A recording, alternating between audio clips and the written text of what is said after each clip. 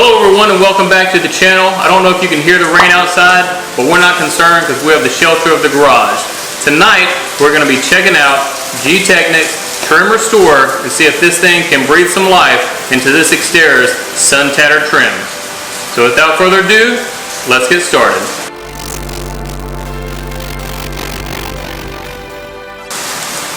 Alright, so this is what we're going to be using tonight. We're going to be following the instructions. It says to clean the car thoroughly and make sure that there is no extra oils or protection on the trim, which we have done. Apply the trim restore to the applicator that is supplied with this kit, and then wait a few minutes and buff it off. Seems pretty straightforward. Alright, cue the music. Let's go.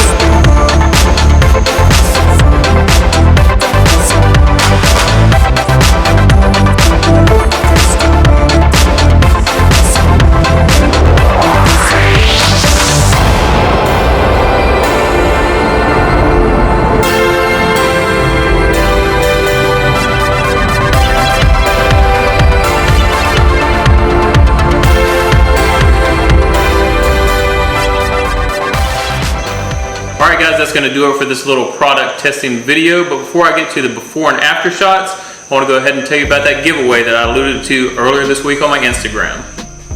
Now I recently hit 20 subscribers, so this is just my way of saying thank you for subscribing, and I wanted to give you the option between a Starbucks or a Dunkin' Donuts gift card.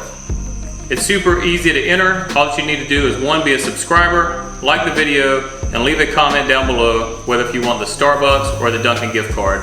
This giveaway will run until August the 16th, and on the 17th video, I will announce the winner. Alright, now to get back to the Gtechniq Trim Restore. I thought it was super easy to use. It laid the product down really nicely. I would say the only maybe bad draw would probably be the price, but that could be offset by the longevity of it compared to other products.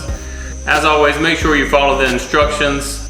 As I transitioned to the roof rack, I decided to switch from the white pad that was given with the box to a yellow foam pad because I thought it might make spreading it a little bit easier, which it did.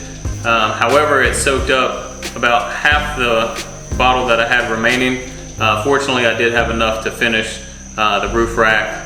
However, there are some other trim that I wanted to use, but since it absorbed so much of it at one time, I no longer have enough to finish it. So I would just say, as a caution, just follow the instructions. Learn from my mistakes, yet again. Don't use anything else except what they say. Alright, with that, I'll stop babbling. Thank you for the subscribers that I have, and thank you for those that are going to subscribe to my channel. I greatly appreciate it. As always, thank you for watching. And now I'll go ahead and leave you with some before and after footage. See you next time.